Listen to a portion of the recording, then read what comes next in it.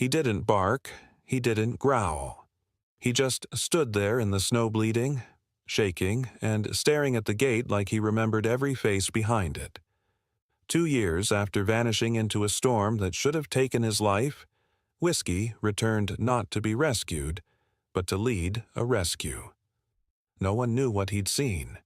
No one knew who was out there. But he did. And he wasn't leaving without help. What happened next will make you believe that loyalty has a heartbeat, and it walks on 4 tired paws.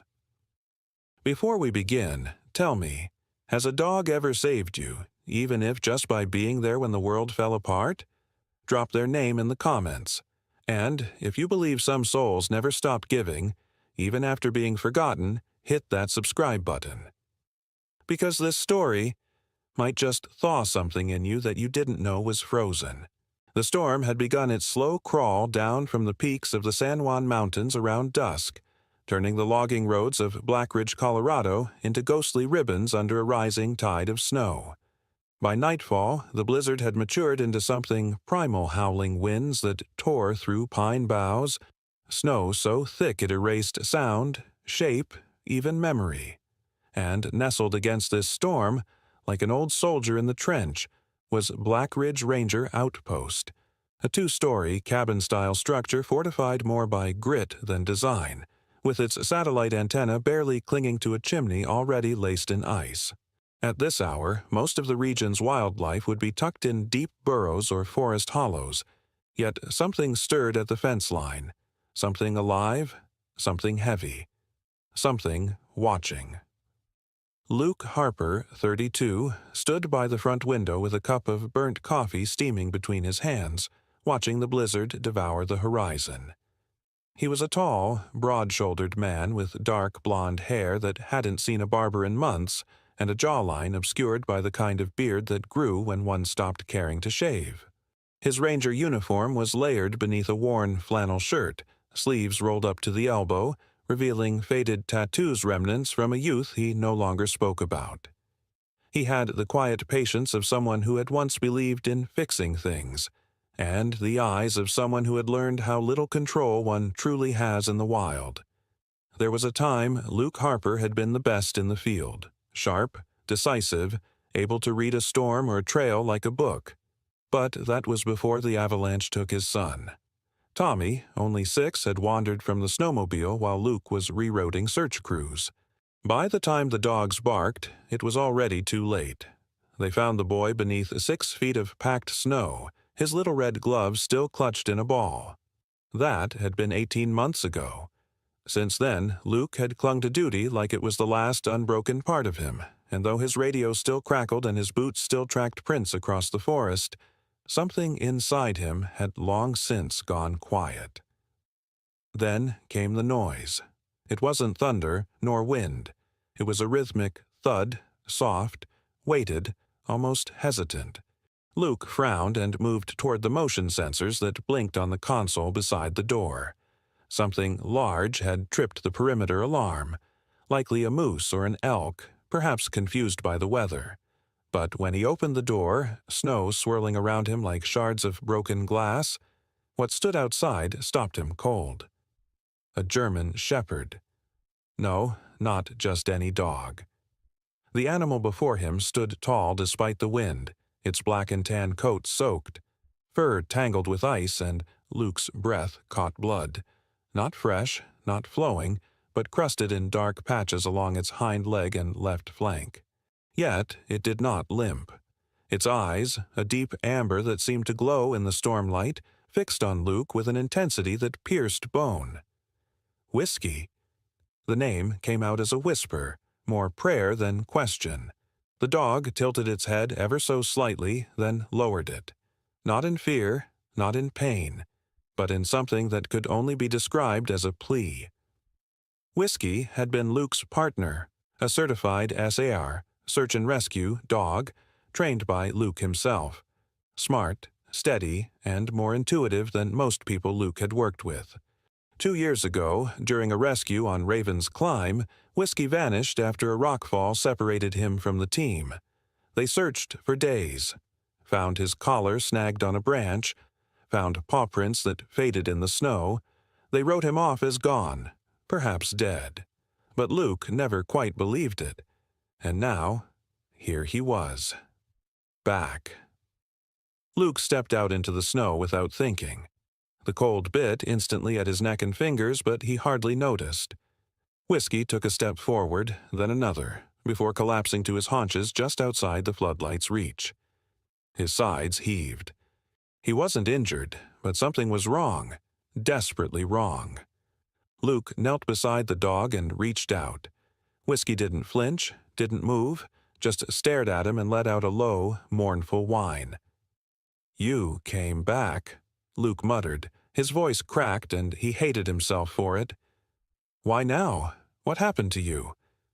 Just then, the back door creaked open, and a softer voice called through the snow. "Luke, you left the damn heater running on high and—" She stopped mid-sentence, staring. Dr. Jill Monroe, 29, was the station's rotating wildlife medic and trauma vet on contract through the county. She was a slim, red-headed woman with sharp cheekbones, practical boots, and a clipped manner that made her seem older than she was. Jill didn't talk about her past much, but Luke knew she had worked with canine PTSD patients and Arizona military dogs, mostly, some of whom had seen more than their handlers. She didn't scare easy, but even she looked shaken when she saw the dog. "Is that—" "Luke, is that him?" she asked, already stepping closer, her professional instincts kicking in. "Yeah," Luke replied, not taking his eyes off Whiskey. "It's him." Jill knelt and began a quick visual exam. No open wounds, no broken limbs. These blood patches aren't his. This dog's been through hell, but it's not over. He came here for something, or someone. Whiskey let out another low whine, turning his head toward the tree line, then looking back at Luke. "Is he trying to lead us?" Jill asked. "I don't know," Luke said, standing slowly. "But I think we need to find out." The storm howled louder, as if warning them, but the eyes of the dog told another story. The storm had not let up. If anything, it had thickened. Snow now fell in sheets, making even the security lights outside the ranger station glow like tired halos in a white void. Inside, the logs in the iron stove crackled faintly, offering heat that never seemed to touch the corners of the room. But Whiskey, despite the warmth and shelter, refused to step beyond the entry mat. He sat facing the door, ears erect, eyes locked on the forest like something out there was waiting, or worse, trapped. Luke Harper stood behind the dog with a fleece blanket in his hands, brow furrowed. He had tried coaxing Whiskey inside fully, offered kibble, even warmed chicken broth. Nothing worked. The dog wasn't hungry. He was focused, fixated.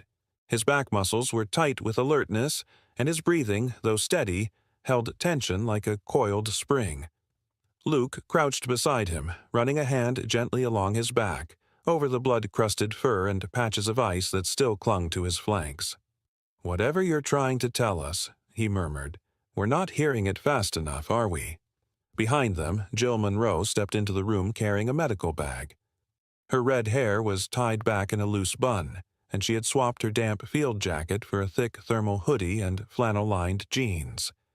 She moved with clinical precision, confident but quiet, like someone who had learned long ago that loud voices never calmed pain. Her hands were steady, eyes observant, and when she sat on the floor beside Whiskey, she did so with the care of someone not just treating an animal, but listening to one. "I ran a luminol test on that blood," Jill said, laying out some wipes and sterile gauze. "It's not canine, it's human." Luke's head snapped up. "Fresh?" "A few hours at most. The ice preserved it." She looked up at him. "We need to figure out who that blood belongs to." Luke exhaled through his nose. "Or who needs it back." Jill didn't reply. She dipped a cloth into warm saline, gently cleaning Whiskey's fur. The dog winced slightly when she reached his belly, but otherwise didn't flinch. She took that as a silent trust. "You see this tremor?" she asked, running her hand lightly along the dog's side. Minor muscle spasms. Not from cold. He's reliving something. His body's still in the field, even if he's here. Luke squinted. PTSD? Could be. I've seen it in retired bomb dogs, fire survivors, especially when they were the only ones who made it out. Jill reached for a stethoscope. But this isn't just trauma. There's urgency in his behavior. Look at his posture. He's not hiding. He's waiting. For us. The door creaked again with the wind, and Whiskey's ears perked up instantly. He stood, took 2 steps forward, then stopped and looked back at Luke with eyes that almost seemed to beg. Hurry. Luke glanced at Jill, who nodded. He wants to lead. Not tonight, Luke replied. Too dangerous. But even as he said it, he wasn't sure he believed it. The snow had slowed visibility to mere feet, and the wind threatened to erase any trail Whiskey might lead them to. Still, every second they hesitated felt heavier. Jill stood and reached into her coat pocket, pulling out a small vial. I found this tucked in his collar, she said, handing it to Luke. Inside was a folded piece of paper sealed in a dry plastic sleeve. It was wet around the edges but legible. Help, North Slope, near the burn. D. Luke's jaw clenched. That's the Fireline Trail, but it's closed since December. Rock slides. Someone's out there, Jill whispered, and Whiskey found them. Before Luke could respond, the emergency radio crackled to life. A male voice came through, distorted by static. Blackridge Outpost, this is SAR Post Echo. We're picking up irregular movement near the eastern ridge. Something large circling. Cameras failed. Thought you should know. Luke stepped forward. SAR Echo, this is Harper. Confirmed time of the last movement? 30 minutes ago. Could be animal, but weird pattern, almost like pacing. Luke's stomach twisted. Whiskey had circled the outpost when he arrived. That's what the report was matching. A dog. Not an elk, not a bear. He put the radio down and turned to Whiskey. That was you, wasn't it? You made sure we were here. You scouted us out. Whiskey didn't react, but the set of his shoulders spoke volumes. He'd waited, measured, calculated, and then breached. Not out of desperation, but choice. They spent the next half hour documenting everything, Whiskey's vitals, the contents of the vial, a scan of the paw prints outside. Jill recorded everything in her tablet, frowning as she logged behavioral patterns. He's operating with logic, she murmured. This isn't instinctual, it's deliberate, and that scares me more than if it were panic. Luke grabbed his parka and layered up. We can't go tonight, but first light, we follow him. Jill nodded. And if it's someone out there, someone who had this dog before? We'll find them, Luke said, his voice quiet but firm. Dead or alive. Whiskey had returned for a reason. Not for food, not for warmth, but for them. And in his eyes, behind the amber fire and the storm-worn gaze, was a truth too simple to ignore. He wouldn't have come back unless someone else couldn't. Dawn broke reluctantly over Blackridge, shrouded in dense cloud and bitter wind. Snow still fell, but softer now, like the sky had exhausted its rage and was merely weeping in its place. Luke Harper stood at the edge of the ranger station's loading dock, adjusting the straps of his snowpack. His parka was zipped up to the chin, snow goggles perched atop his forehead, and a handheld GPS unit clipped to his chest. Steam curled from his thermos, untouched. He wasn't cold. He was focused. Beside him, Whiskey paced in short loops, his breath puffing white clouds as his paws danced across the snow-packed ground. The old shepherd had shed sleep like an old coat. He hadn't rested more than 5 minutes through the night. Every time the wind whispered through the trees, he lifted his head. Waiting. Listening. Jill Monroe stepped out with a duffel bag slung over her shoulder, dressed now in a navy snowfield suit and tactical boots. Her red hair was braided and tucked into her hood, and a radio unit clipped to her shoulder crackled intermittently. She carried a portable medkit reinforced for field conditions and an emergency thermal blanket folded under her arm. "You sure about this?" she asked, her voice muffled slightly by the fleece neck warmer. "If we lose visibility out there—" "We won't," Luke said, watching Whiskey. "He won't let us." Jill looked at the dog, then nodded once. "I got through to HQ again. There's a search underway, but still no confirmed group. Closest match they found was a reservation report from 3 days ago, 5 teens and a chaperone from Denver, booked for a remote cabin stay on Raven's Shoulder. No updates since the storm hit." Luke felt the words settle like ice under his ribs. Raven's Shoulder was a 6-mile hike through unstable terrain, steep ridgelines, ice-choked ravines, and no cell reception. It had been closed for winter 3 weeks ago. If someone had gone up there, it was either reckless or desperate. Anyone else searching that quadrant? Not yet. They've been focused on the southern drop zones. No one's touched the north slope. Luke tightened his pack. "Then that's where we start." Whiskey didn't need a command. As soon as Luke stepped into the snowfield, the dog took point tail stiff, head low, his gait swift but cautious. He moved like a ghost across the powder, weaving between snow-heavy pines and overdrifted logs. Every 100 yards he would pause, turn his head, and wait until Luke and Jill were within eyesight before pressing on. His path wasn't straight, but it was deliberate looping around ravines, hugging the tree lines, avoiding open valleys where the snow was deep and unstable. 3 miles in, the terrain began to change. The forest thinned into twisted alpine scrub, and the snow deepened around their knees. Jill's breath came in short bursts as she fought her way uphill, slipping twice on hidden ice. "You sure this isn't just instinct? A trail from his old memories?" Luke scanned the path ahead. "Instinct doesn't leave paw prints this fresh."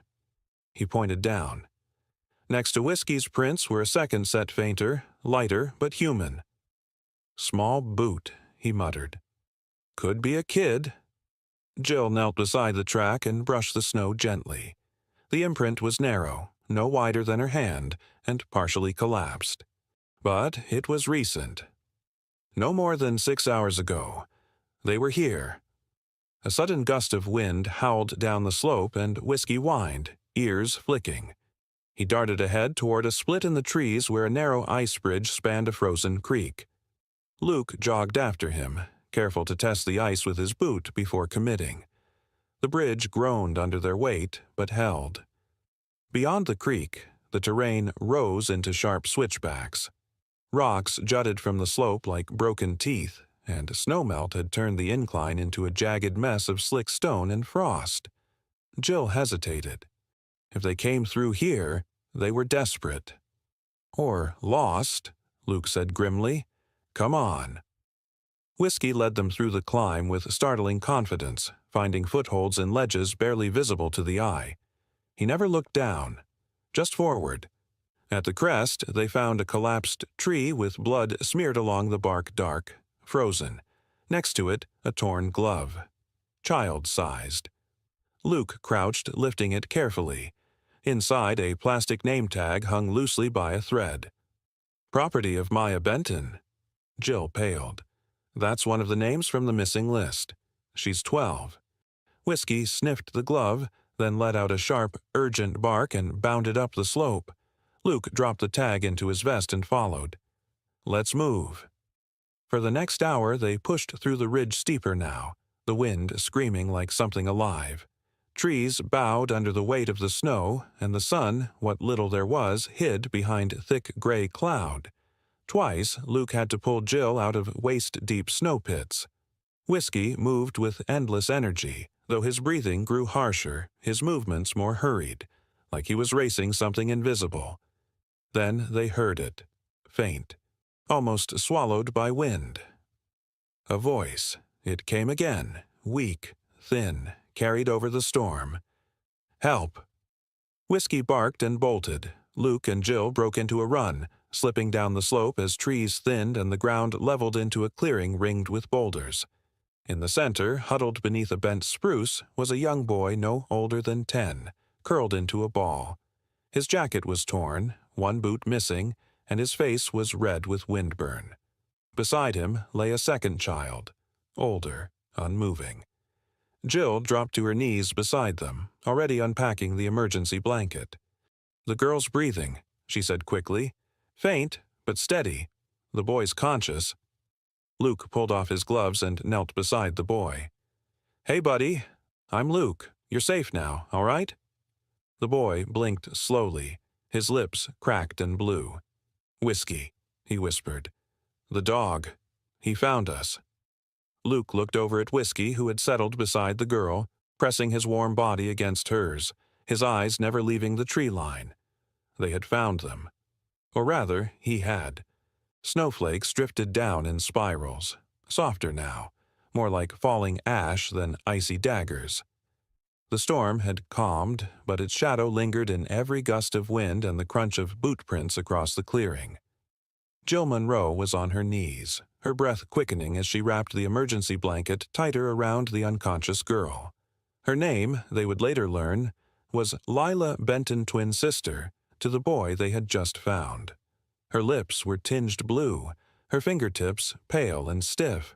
Jill's hands moved with practiced urgency, checking pulse points and vitals, applying hand warmers to her chest and underarms. "We need heat," she said quickly. "She's hypothermic. I don't know how long she's been like this." Luke knelt beside the boy, whose name was Eli Carter, a 10-year-old with sun-freckled cheeks, dirt-smeared skin, and eyes that looked too old for someone his age. He was curled into himself, trembling, but his gaze remained fixed on Whiskey. "He came last night," Eli whispered. "We heard the howling, thought it was a wolf, but it was him." Whiskey stood guard nearby, his body pressed protectively against Lila. His thick fur shimmered with frost, and a low rumble pulsed in his throat, not aggressive, but alert. His tail didn't wag, his ears twitched every few seconds, scanning for sounds in the forest that human ears wouldn't catch. He was still on duty. Jill checked her radio, frowning. "Signal's weak. We need a better line of sight if we're calling in evac. There might be a better spot near the ridge above." She looked up at Luke. "But we can't move her like this. We need to stabilize her first." Luke opened his field pack, pulling out a Mylar bivy sack and hand heaters. "I'll build a wind barrier. You work on her temp. We're not losing anyone today." Whiskey let out a sharp bark, startling Eli. But it wasn't at them. He turned toward a cluster of boulders just past the tree line and sprinted across the clearing. Luke rose quickly, snow clinging to his knees, and followed. Jill looked up. "Luke, wait." Whiskey stopped at the edge of a narrow crevice in the rocks. The snow was piled unevenly, and a faint puff of warm air was rising from a crack in the ice air that shouldn't have been there. Luke knelt beside the crevice, pushing snow aside until he found a pocket barely wide enough to fit a child through, and steep. He peered down, and in the dimness below, a soft sound echoed upward. A cry. Not just wind, not an animal, a child's cry. He turned to Jill, who had followed behind. "There's someone else down there." Jill's face paled. "Another one."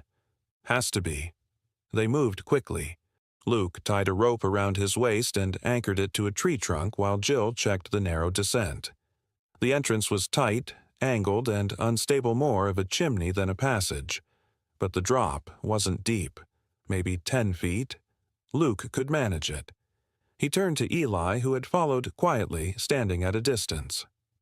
"Are there more of you?" Eli nodded, hugging himself. "Maya and Aaron. They were with us when the snow came. We got separated. I think they were with Ms. Jensen." "Who's Ms. Jensen?" Jill asked. "She's our teacher, camp chaperone," he said softly. "She had a big red coat. She told us to find shelter if we got lost." Luke gave a quiet nod and began his descent into the crevice, his boots scraping against slick stone. The air was colder down here, but still breathable. As he reached the bottom, he switched on his flashlight and the beam landed on 2 figures curled beneath an overhang of stone. 2 girls, maybe 7, wrapped together in a child-sized sleeping bag, their faces pressed close. One of them was murmuring softly. The other was completely still. He crouched beside them, brushing frost from their hair. "Hey, you're safe now. My name's Luke. We're here to help you." One of the girls stirred, blinking groggily. Is he the dog?" she asked. "The one that barked last night?" "That's him," Luke said gently. "His name's Whiskey." With slow care, he helped them sit up. Both girls were weak but responsive. He checked for injuries, some bruising, early signs of frostbite on one's fingertips, but no broken bones. As he began lifting them out, Jill called down. "We've got the thermal tent set up. One at a time, Luke." Back above, Jill had assembled a makeshift shelter using their portable canopy, thermal blankets, and an emergency heater powered by chemical cells. Lila was now wrapped in multiple layers and beginning to stir. Her lips moved faintly, and Jill smiled despite herself. "She's fighting." Eli crawled beside his sister and took her hand, whispering stories about the camp, about hot chocolate, about how they would get pancakes when they got home. He didn't cry, but his voice cracked. As Luke hoisted the second of the girls out of the crevice, he caught sight of something caught in the ice wall just below a torn scrap of red nylon, wedged into a crack. He pulled it free and saw that it was part of a coat sleeve. There was a faint name tag stitched along the seam. Ms. C. Jensen. No body, no sign of the woman herself. Just the coat. He pocketed it without a word. Back at the clearing, the 3 girls were huddled under the shelter with Eli and Jill. Whiskey lay beside them, his head resting gently on Lila's lap. She stroked his fur slowly, whispering, "Good boy," between ragged breaths. Luke sank to the ground, exhaling deeply. They had 4 kids now.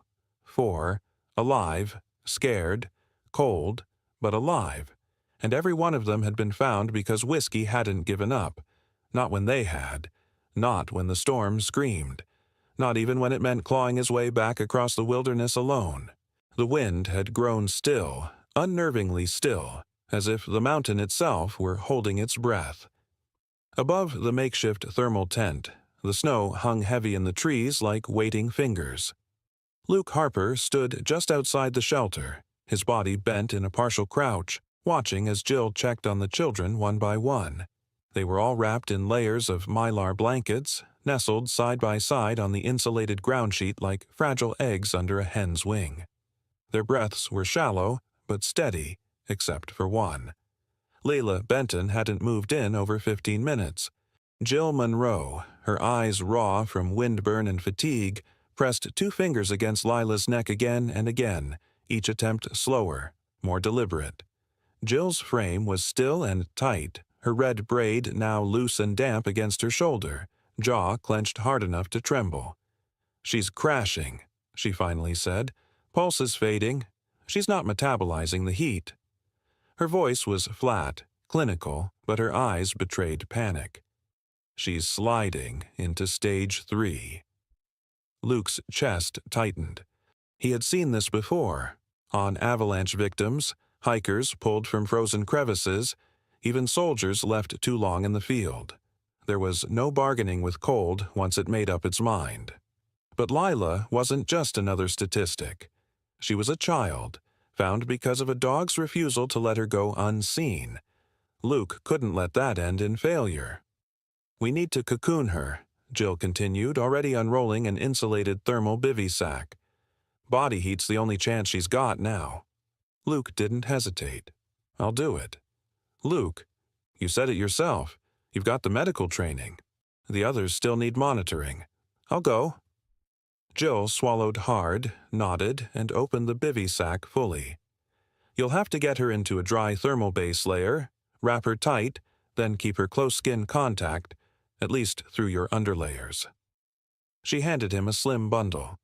"These are chemically activated warmers. You've got about 20 minutes before she either stabilizes or doesn't." Luke grabbed the gear, zipped his parka, and turned to Eli. The boy sat beside his sister, silent tears tracking down his dirt-streaked face. "Can I come?" he whispered. "She likes my voice." Luke hesitated. Eli was too brave, but the shelter was small, the space tighter, and this job already risky. "Not this time, kid. Stay close to Jill. We'll bring her back."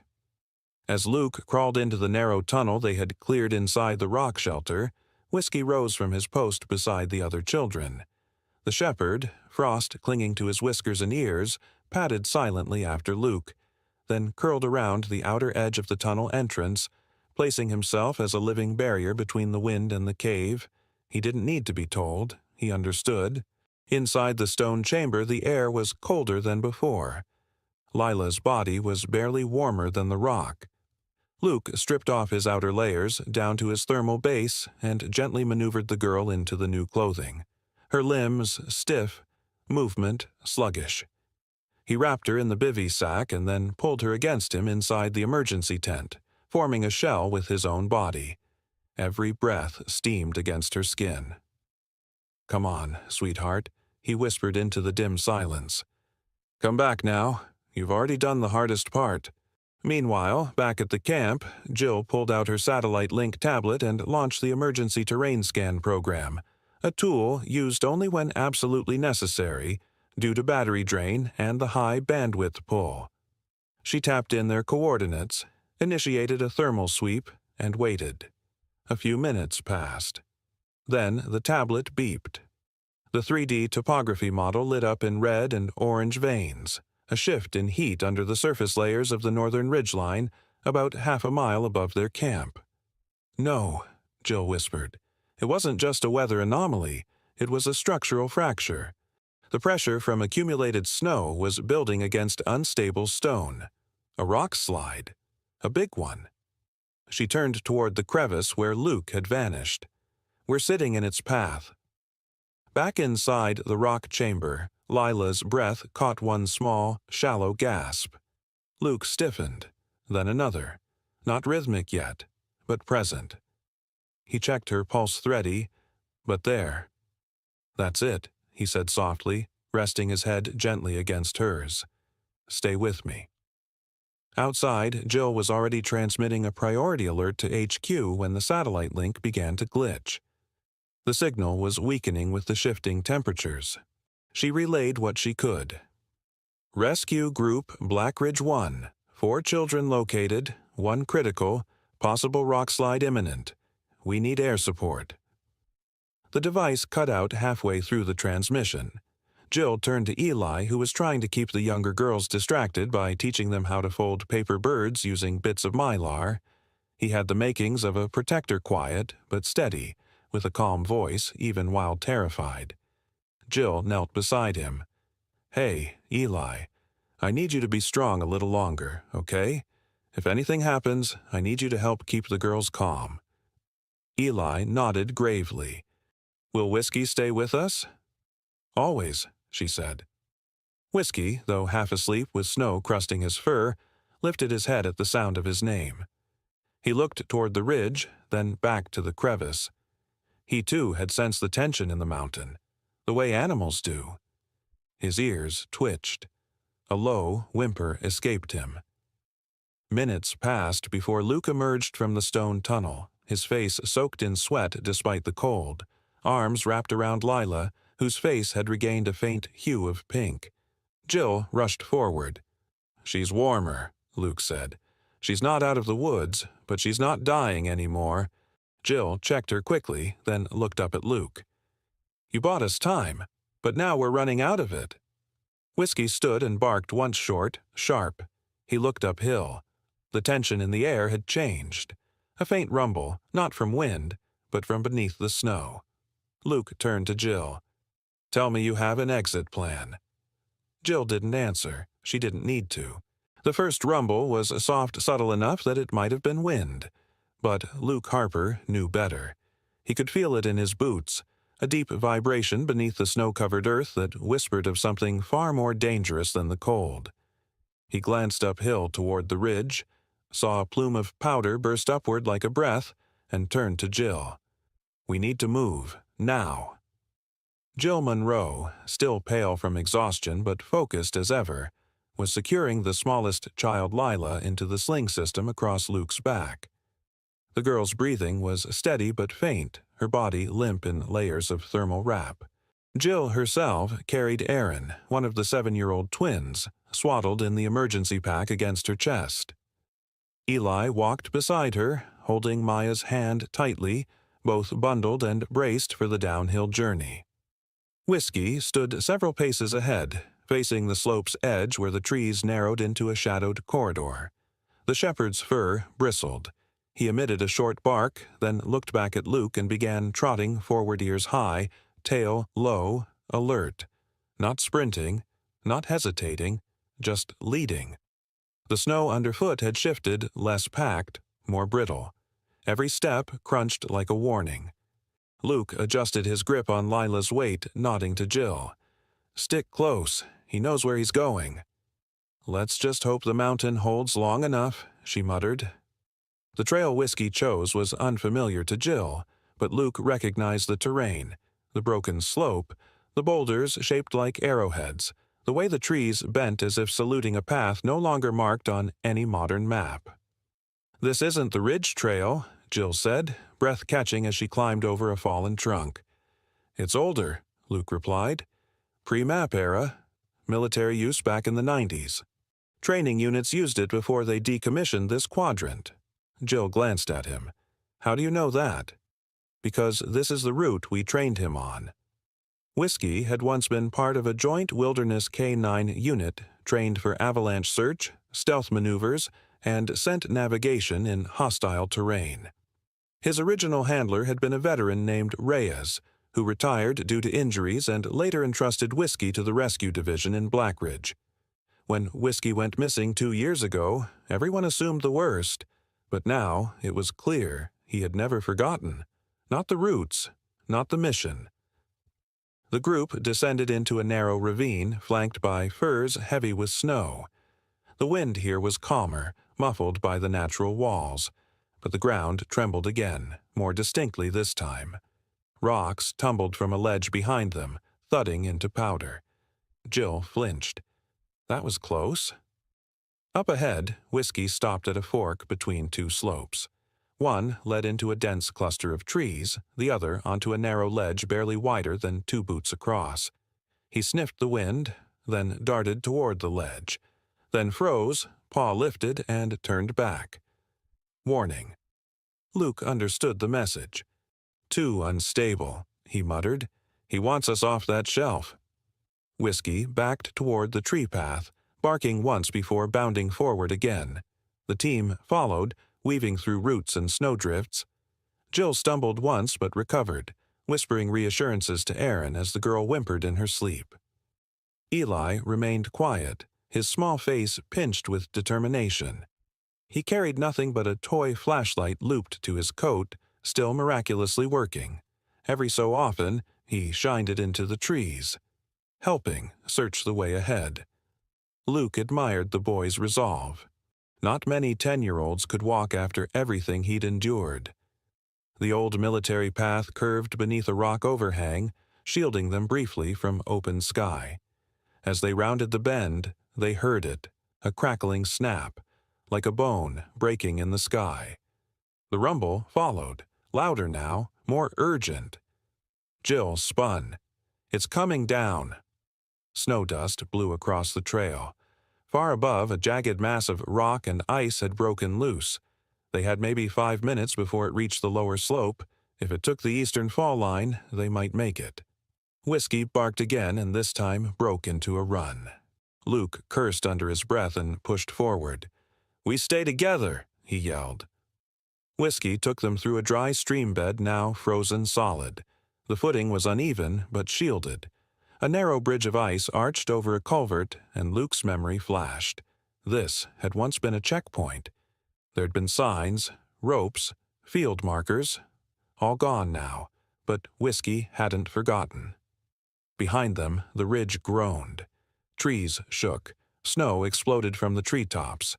"Move!" Jill cried, gripping Eli's hand in one and the girl in the other. Maya stumbled. Jill caught her. Luke turned, shifting Lila's weight to his hip, and scooped Maya up with one arm. The girl gasped but held on tight. "Got her, go!" The ground tilted sideways with the tremor. Loose snow slid across their boots. They scrambled over the ice bridge, and just as Jill cleared the far edge, a wall of white and gray thundered into the forest behind them. It wasn't a full avalanche, just a partial fall, but it was enough to bury the old trail, swallowing the ledge they had nearly taken. "That would have killed us," Jill breathed.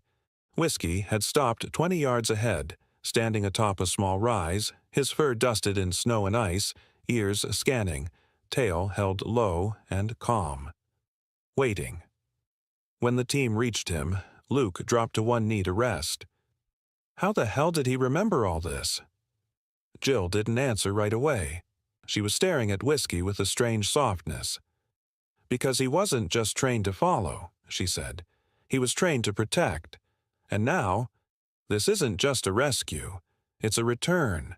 For the next hour, they followed Whiskey along the ghost trail past a collapsed field shelter, a rusted training post, and finally into a shallow valley that had been used long ago as an evac point. There, Luke spotted it, an old ranger's hut, long boarded up but still standing. He smiled for the first time in days. "We'll hold up there until the chopper comes."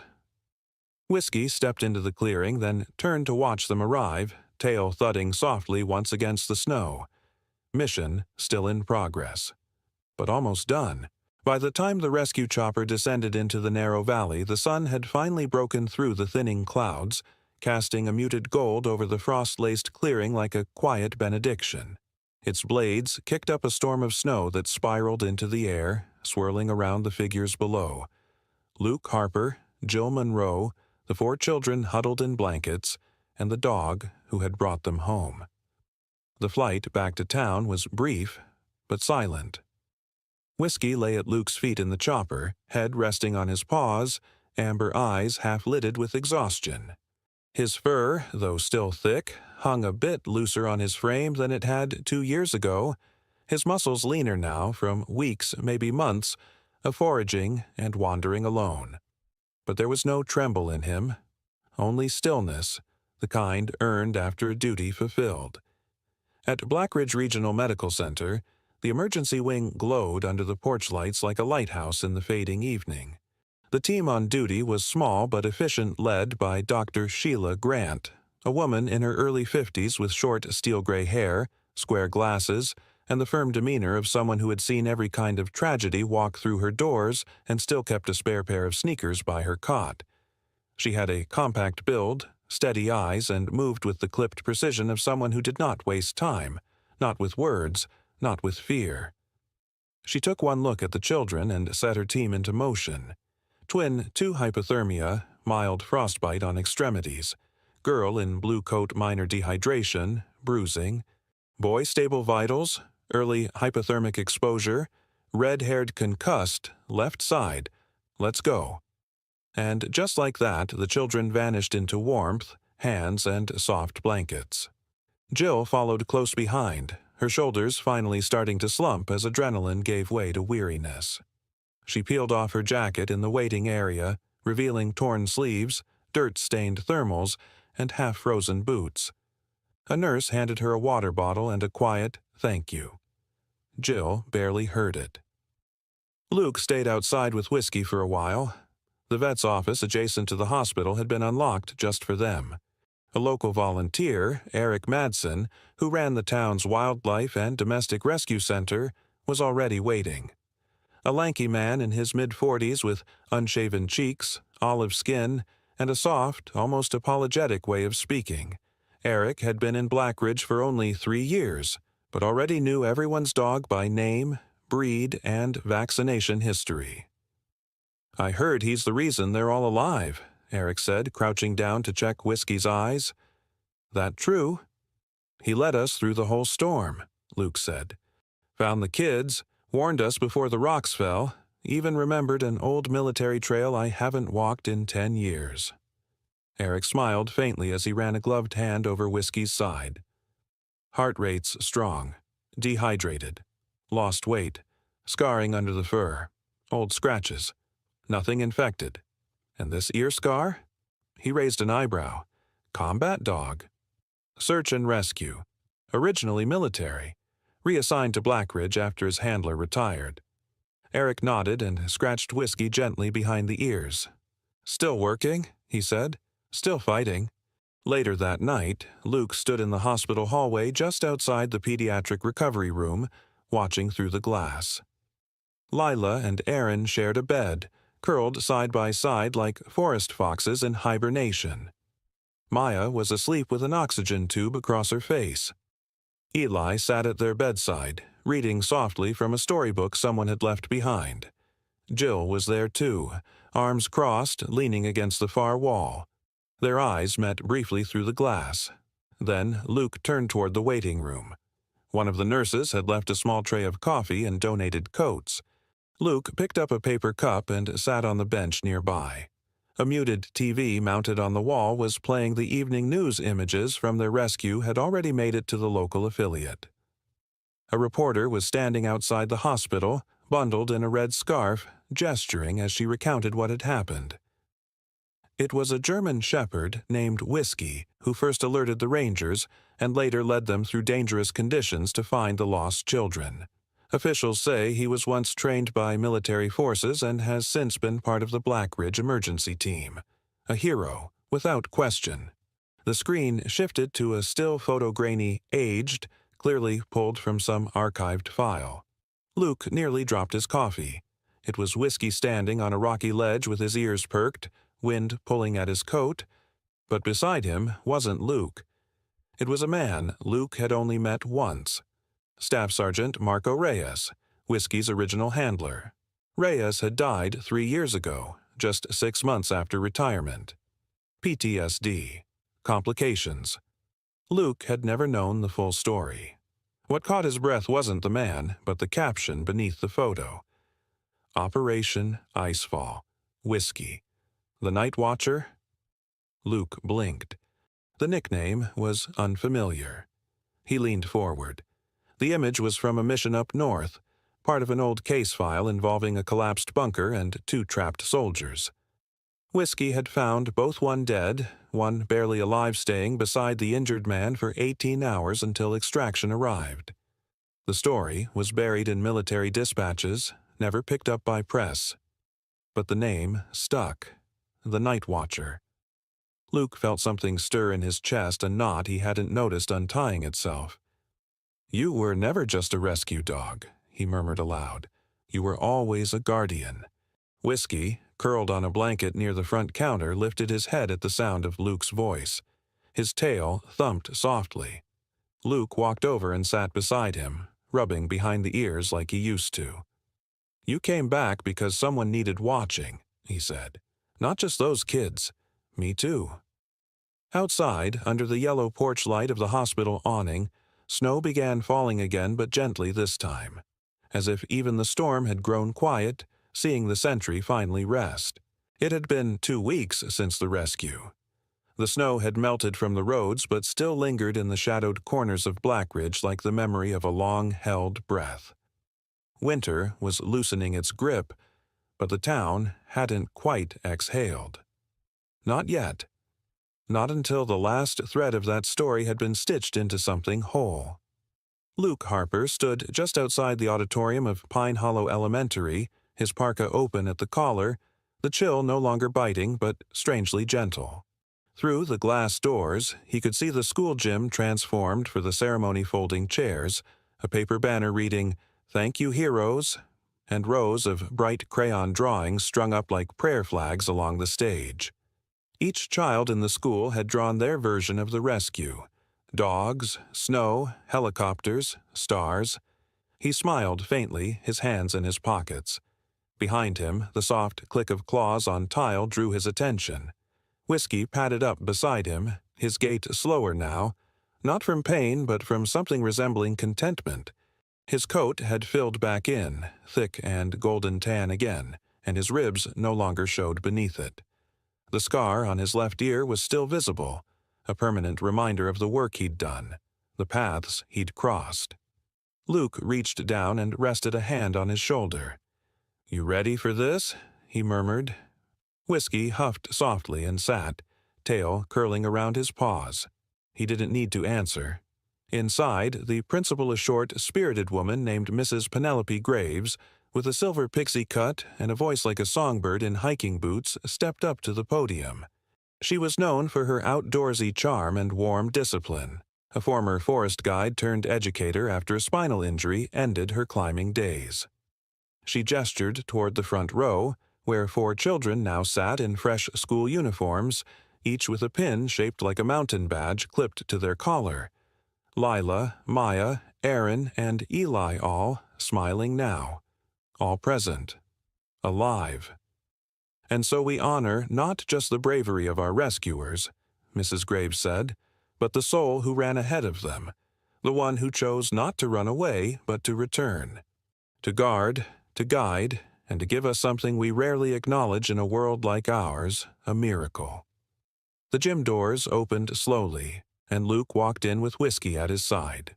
The applause started as a ripple, then rose like wind through a pine valley. Children clapped. Teachers cheered. Eli stood up and waved.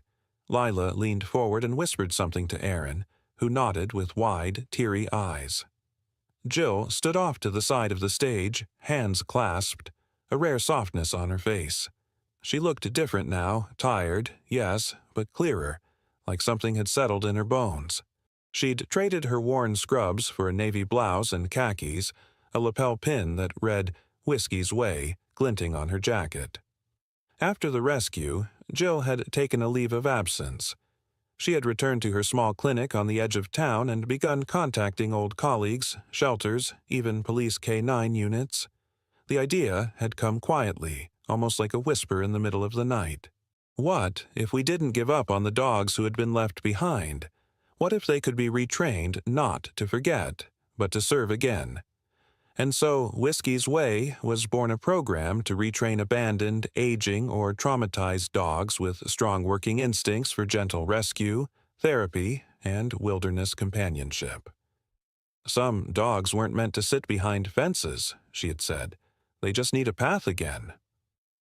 After the ceremony, as parents and students filled the gym with chatter and camera flashes, Luke found a quiet corner near the school library.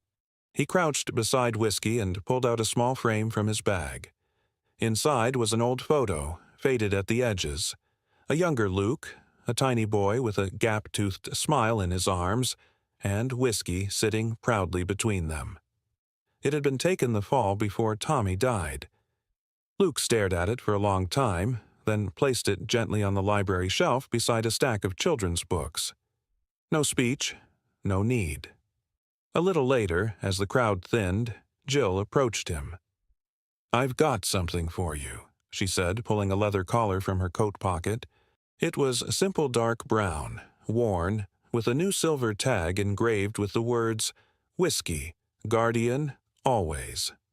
"He doesn't have to go back to base," she added softly. "Not unless you want him to." Luke took the collar, rubbing his thumb over the tag. "He's already home," he said. That night, as the sun dipped behind the peaks and the town curled up beneath another slow snow, Luke returned to his cabin just outside Blackridge. It was small, warm, cluttered with old maps and flannel and photographs that had once been hidden in drawers. A wood-burning stove hissed quietly in the corner. On the floor near the hearth, Whiskey had curled up on a new bed. Jill had dropped off a thick pad with a flannel cover and an old rescue patch stitched in the corner.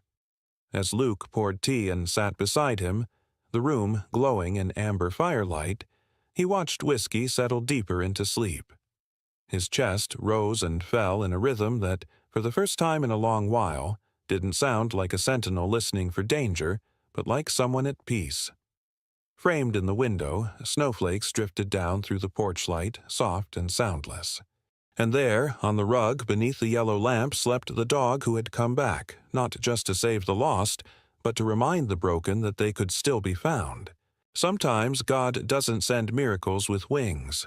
Sometimes he sends them with 4 paws, a scarred ear, and eyes that refuse to give up even after the world has forgotten them. Whiskey wasn't just a dog. He was a reminder that healing doesn't always come loud or fast. Sometimes it walks beside us, through snow and silence, asking for nothing but to be trusted one more time. In a world that often feels broken and cold, perhaps we are all a little like Luke grieving, guarded, not sure we can open our hearts again. But if a dog like Whiskey could return from the storm to save what others had lost, maybe it's not too late for us either. If this story touched your heart, please share it with someone who needs hope today. Leave a comment below. Tell us the name of the animal who changed your life. And if you believe that sometimes God works through creatures we never expected, type Amen in the comments. Subscribe for more true stories of love, loyalty, and second chances. May God bless you and every soul you've ever helped, whether they walk on 2 legs or 4.